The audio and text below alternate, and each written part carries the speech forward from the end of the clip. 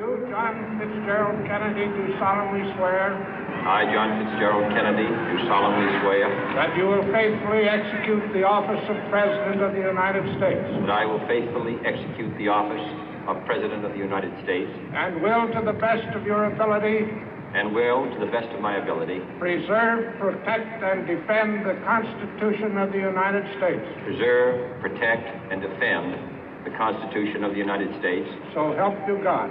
So help me God.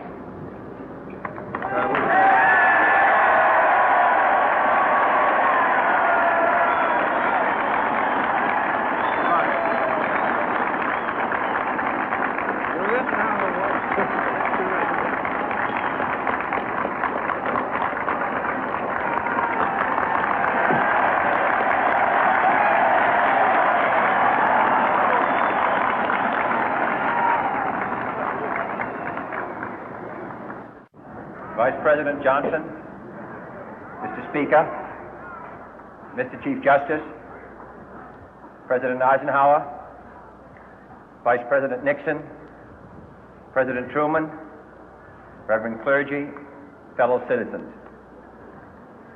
We observe today not a victory of party, but a celebration of freedom, symbolizing an end as well as a beginning, signifying renewal as well as change. For I have sworn before you and Almighty God the same solemn oath our forebears prescribed nearly a century and 3/4 ago. The world is very different now, for man holds in his mortal hands the power to abolish all forms of human poverty and all forms of human life. And yet the same revolutionary beliefs for which our forebears fought are still at issue around the globe. The belief that the rights of man come not from the generosity of the state, but from the hand of God. We dare not forget today that we are the heirs of that first revolution.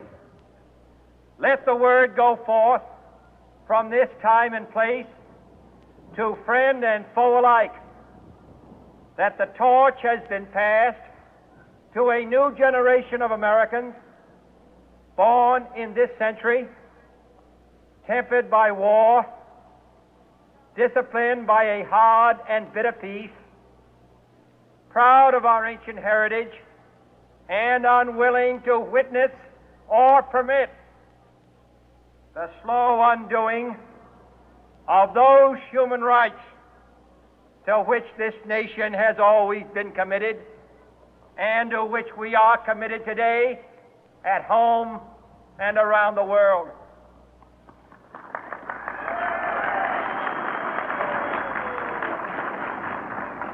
Let every nation know, whether it wishes us well or ill, that we shall pay any price, bear any burden, meet any hardship, support any friend, oppose any foe to assure the survival and the success of liberty.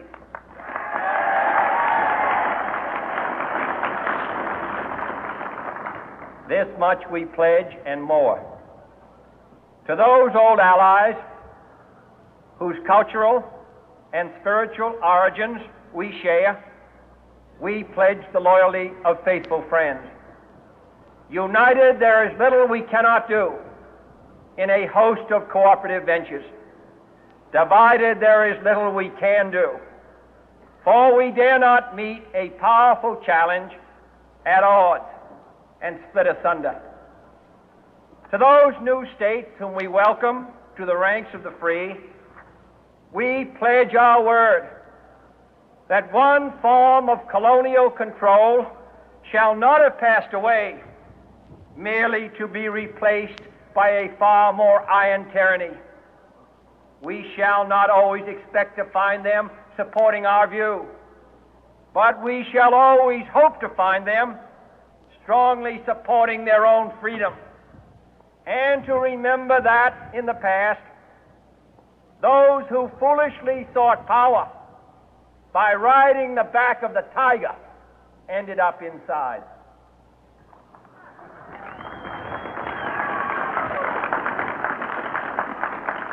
To those people in the huts and villages of half the globe struggling to break the bonds of mass misery, we pledge our best efforts to help them help themselves for whatever period is required, not because the communists may be doing it, not because we seek their votes, but because it is right.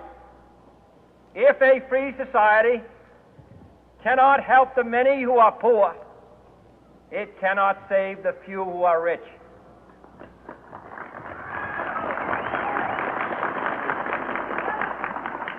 To our sister republics south of our border, we offer a special pledge to convert our good words into good deeds, in a new alliance for progress, to assist free men and free governments in casting off the chains of poverty. But this peaceful revolution of hope cannot become the prey of hostile powers. Let all our neighbors know that we shall join with them to oppose aggression or subversion anywhere in the Americas. And let every other power know that this hemisphere intends to remain the master of its own house.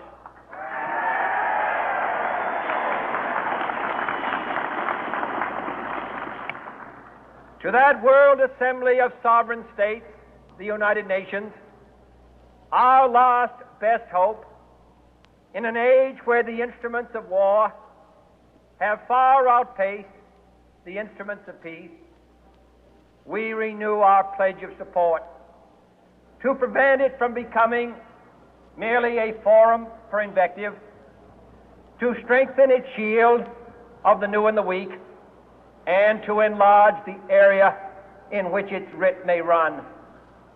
Finally, to those nations who would make themselves our adversary, we offer not a pledge, but a request that both sides begin anew the quest for peace. Before the dark powers of destruction, unleashed by science, engulf all humanity in planned or accidental self-destruction, we dare not tempt them with weakness, for only when our arms are sufficient beyond doubt can we be certain beyond doubt that they will never be employed.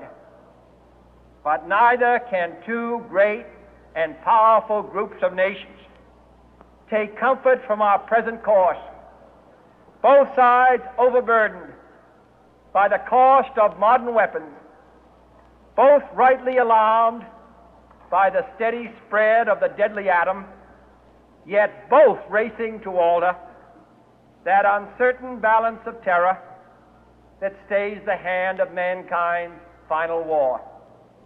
So let us begin anew, remembering on both sides that civility is not a sign of weakness, and sincerity is always subject to proof.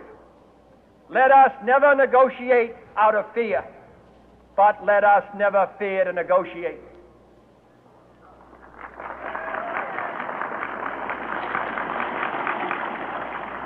Let both sides explore what problems unite us, instead of belaboring those problems which divide us.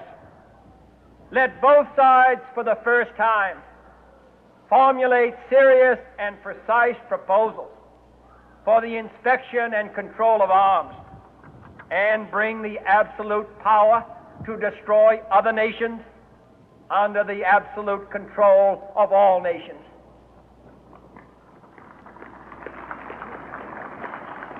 Let both sides seek to invoke the wonders of science instead of its terrors. Together, let us explore the stars, conquer the deserts, eradicate disease, tap the ocean depth, and encourage the arts and commerce. Let both sides unite to heed in all corners of the earth the command of Isaiah to undo the heavy burden and let the oppressed go free. And if a beachhead of cooperation may push back the jungle of suspicion, let both sides join in creating a new endeavor, not a new balance of power, but a new world of law, where the strong are just and the weak secure and the peace preserved. All this will not be finished in the first 100 days, nor will it be finished in the first 1,000 days, nor in the life of this administration, nor even perhaps in our lifetime on this planet. But let us begin.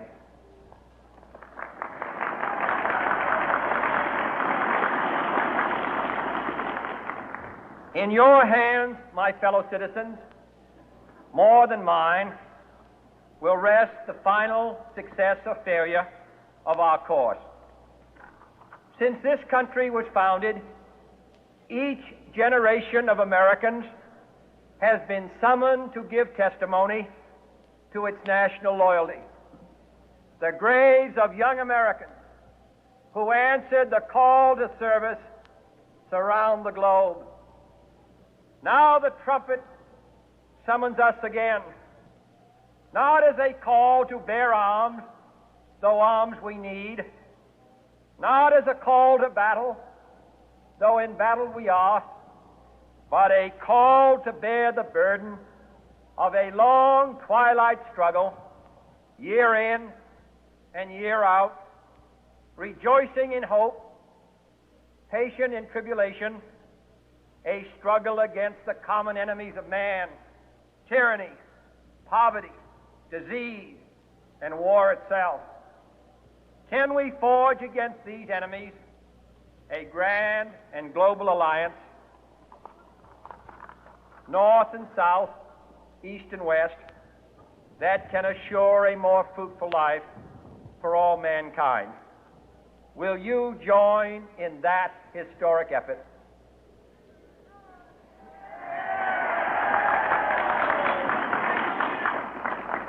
In the long history of the world, only a few generations have been granted the role of defending freedom in its hour of maximum danger.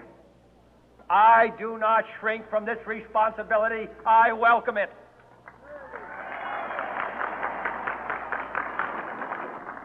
I do not believe that any of us would exchange places with any other people or any other generation. The energy, the faith, the devotion which we bring to this endeavor will light our country and all who serve it. And the glow from that fire can truly light the world. And so, my fellow Americans, ask not what your country can do for you. Ask what you can do for your country.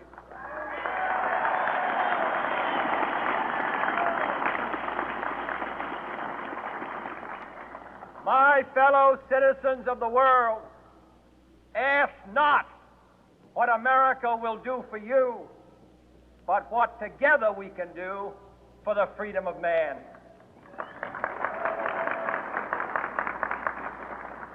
Finally, whether you are citizens of America or citizens of the world, ask of us here the same high standards of strength and sacrifice which we ask of you. With a good conscience, our only sure reward, with history the final judge of our deeds, let us go forth to lead the land we love, asking His blessing and His help, but knowing that here on earth God's work must truly be our own.